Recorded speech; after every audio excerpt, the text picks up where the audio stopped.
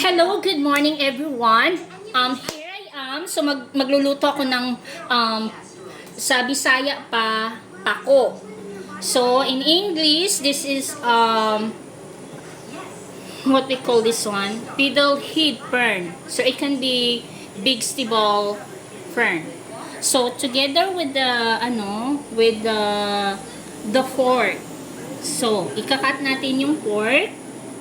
Alright. Yeah. Ikakat ko siya ng pataas. Ito yung kutsilyo talaga namin, tsaka matataas talaga yung kutsilyo.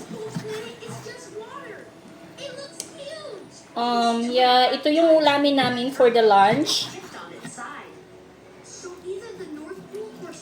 My God, ang dami kong ginawa. I do laundry, oh my God, I fix the bed, everything. So the time is already 10:30 in the morning. So I think maluluto ito as soon as possible. And then kakain na ang mga yung madam ko, Madam Zia. Kasi magagalit yung madam ko, alam niyo naman. Yung sweldo niya sa akin, pagmamahal lang. The love of my life, Gianna.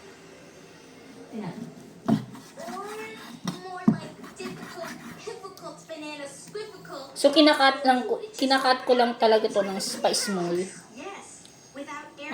It's really good. Alam niyo, napakasustansya naman tong napakasustansya tong pako na to.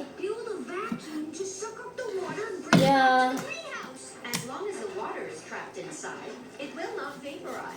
I think marami ding kumakain ng ganito pako.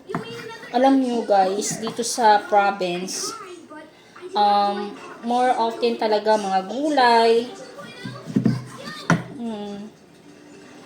Paminsan-minsan lang talaga yung fish or karne.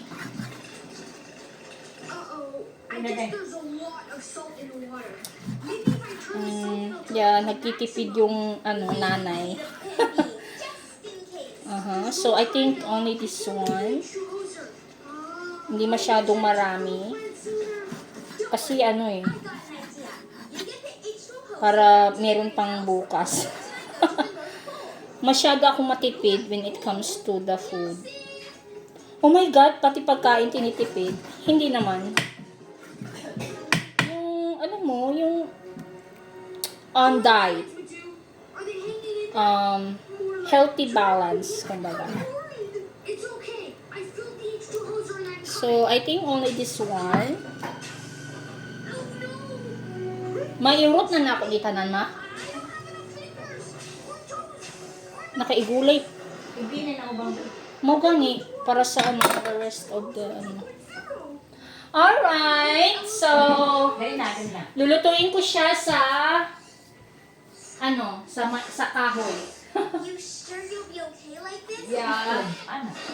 I hope that means yes. So that's all for today's. The result will come out.